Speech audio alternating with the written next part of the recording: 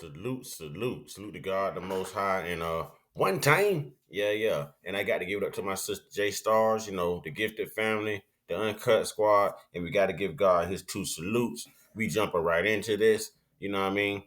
Now, a lot of people have been discussing this downtown beatdown, this Cincinnati brawl, this whatever you want to call it, okay? Now, there's lots of things that the race soldiers are focused on, therefore, they're exercising their tunnel vision. They see it, they know the truth, but they're going to stick to code. Okay. So that compels me to stick to code too, but not for race. It's on the side of justice, right and wrong, ladies and gentlemen. And here's what everyone's overlooking. I'm going to have to do some serious editing on this so that YouTube doesn't strike me. Shout out to, I think it's Street Media TV. You know what I'm saying? Matter of fact, I know it's Street Media TV, brother. Thank you for doing good work. Y'all go subscribe to Street Media TV. And while you're at it, subscribe here as well. Let's get into this. The officer asks a man what the fight was about. He answers, "I heard a white guy calling a black guy the N-word." The officer continues to one of the Caucasian men involved in the fight. They attacked me. I got attacked by multiple people. What led up to the fight? Don't really know. It just been out of the bar and it just got crazy. They were going after other people, and I tried to protect my girls. And there was one guy that just went nuts, and all of a sudden, there was other people that hit me from blindside. But then the man gave a hint as to what the fight may have been about. Oh, I thought they took my wallet, and I do have my wallet. Another man gave his assessment of what happened. All we did was try to get people off each other. Every time we get people off each other and say stop, they come at us more. Now, the first thing I want to point out here is he goes, "I thought they had my wallet, but I got my wallet." This tells me that they started the altercation thinking that someone took their wallet, okay? The other guy goes, "We were just trying to get people off of people." And the same guy who goes, "They were trying to get people off of people," it could have been the guy in the green. But I just watched this footage like 3 times. An officer asked them for a description. And all they can say was black, black, black. He said it like 3 times. Y'all go back, find the footage, look at the footage, listen, pay attention. The brother in the back leaning on the barbecue truck right there is actually the one who started the entire altercation. He not only squared up with one, but 2 people. Okay, it said that he actually allegedly slapped 2 people, which is why you saw him squaring up with the guy in all black first when the guy was throwing kicks, but none of the kicks landed, but the white guy swung. He then started hurling an N-word and said, "One of you N-words are going to fight me tonight."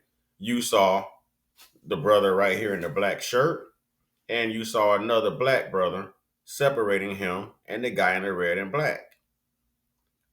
The guy in the red and black was the one that he slapped the second time. Let's get back into this. But the video widely seen via social media across the country tells a slightly different story, with one of the Caucasian men asking one of the African-American men to fight and reaching out and slapping another black man. The woman seen in the viral videos getting knocked out can later be seen in the police video walking around. The police continue. Now, about her, and I'm going to have to edit this footage because I didn't want to show this fight, but about her, Holly. If you actually look right before she was assaulted, so to speak, or right before she was checked, I prefer to call it checked because she shouldn't have been out there. You will see her actually pushing and throwing elbows to the chest of the same individual that this white thug slapped. That's right, the guy in the red and black. Now, she wasn't pulling her guys back. She wasn't separating her guys. She was actually in the altercation. She was putting her hands on another brother. She was putting her hands on the mentally ill brother, the mentally challenged brother that the whole community came to protect. The reason that this white thug, got what he got is because he attacked someone who was mentally challenged. Had he attacked someone who was suitably fine and can handle their own, I'm sure it would have been a one-on-one and he would have got embarrassed either way. But women, children, the disabled, and the mentally challenged should be protected in any hood. Even your government protects them. She assaulted the same mentally challenged guy, which led to her getting checked as well. But no one's talking about this. No one's talking about it. Now, I can understand if she was actually pulling one of her guys back and she had an arm out at one of the other black guys, like, hey, enough is enough. I understand that. That's peacemaking. But you throwing elbows to the chest of a man, the mentally challenged, the same man who didn't even know he was slapped when he got slapped, that's a problem. But let's get back into this. And don't worry, I'm going to make sure I turn the comments off because I know how you trolls get down. And I know that you're going to constantly hit the thumbs down, because you can't leave your little snippet racist comments and you just want to make yourself sing, So I'm prepared for that as well. But the good white folk and the good black folk know exactly what I'm talking about right here. Let's go.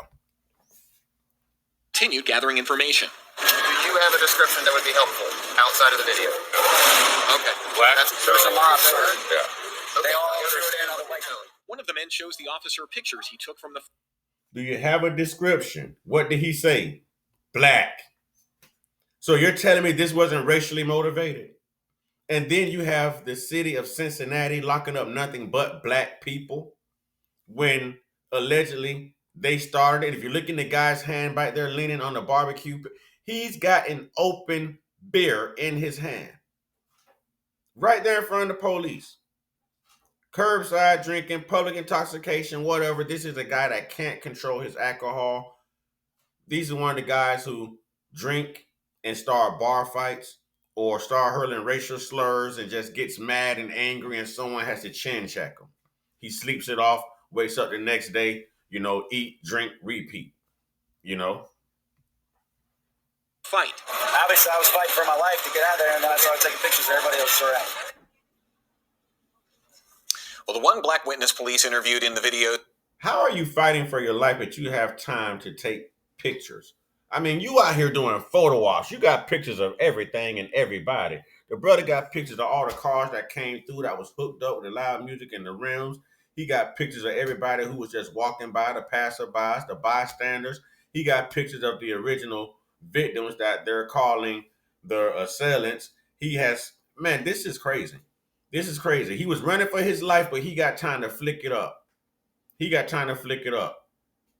He should have been the one out there protecting his brothers, and Holly should have been the one taking the pictures, but what do I know? Let's go. Said that it was one of the white guys who kept coming at one of the black guys saying, "You took my wallet," a wallet that the man... Let's run that back. It seems that we have a narrative, ladies and gentlemen. It seems that we can place the blame on who really started this altercation and why. Here we go. Profiling. Here we go. Oh, the truth is going to come out, man. Salute to Street Media TV, man. Salute to Street Media TV on YouTube. Y'all go subscribe. From the fight. Obviously, I was fighting for my life to get out of there, and then I started taking pictures of everybody else around. Well, the one black witness police interviewed in the video said that it was one of the white guys who kept coming at one of the black guys saying, "You took my wallet," a wallet that the man realized he actually had all along. None of the African-American people who were involved in the fight were interviewed, at least on the video that we saw. It's possible that they were no longer there when police arrived. Two other key people we do not hear from in the police body cam video: the white guy who seemed to be at the center of the fight, who eventually got knocked to the ground and kicked and punched repeatedly by different people. And we don't hear from the woman known as Holly, who got knocked out. But as police have been telling us all along and repeated to me today, this investigation is ongoing. And it should be. It should be. And I've been saying the same thing. Those two seem to stay out the camera because they know that they instigated the whole entire altercation.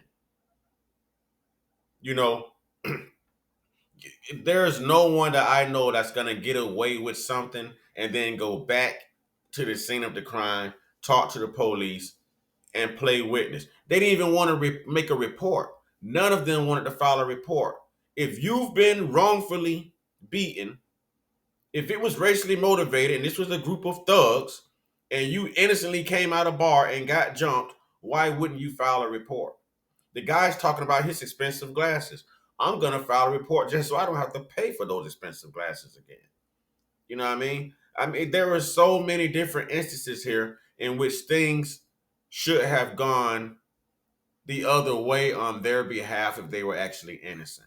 They should have been making those reports. Those two should have been in front of the camera. They should have actually accepted not one, but the two times that these police officers asked them, do you need, a fire truck out here for medical attention?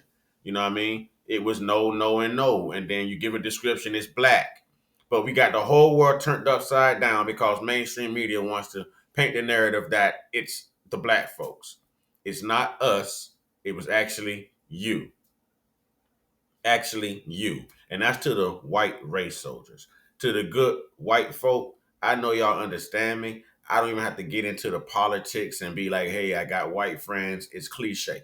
You know what I'm saying? I stand on the side of justice. With that being said, y'all let me know what y'all think, man. Holly running around here acting like she done been in a boxing match or she got in a bad car accident or 18-wheeler fell on top of her or a tornado ripped out of her roof and she ripped out of her house and she landed in Kansas with Toto and Dorothy or something. I don't know. I mean, I don't know. People go through things worse than what she went through every day, and they're not around here. Legs hurt, neck hurt. Auntie got to be your caretaker, and you got a whole Gibson Go where you done raised a whole $500,000, and you got all these specialists you're going to.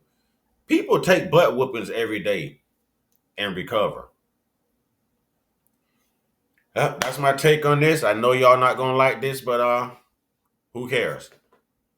With that being said, y'all get your one-on-one, get your one-on-one, get your one-on-one with your higher power. And maybe this white Russian thug should have got a one-on-one with somebody who wasn't mentally challenged and we wouldn't be having this conversation. Or maybe he just should have kept his hands to himself and we wouldn't be having this conversation. Maybe he should have walked away and we wouldn't be having this conversation. But again, what do I know? Y'all stay prayed us, stay blessed us, stay meditate us, stay protected, stay real, stay conscious, stay uncut, be inspired, be great, be you. Ashe.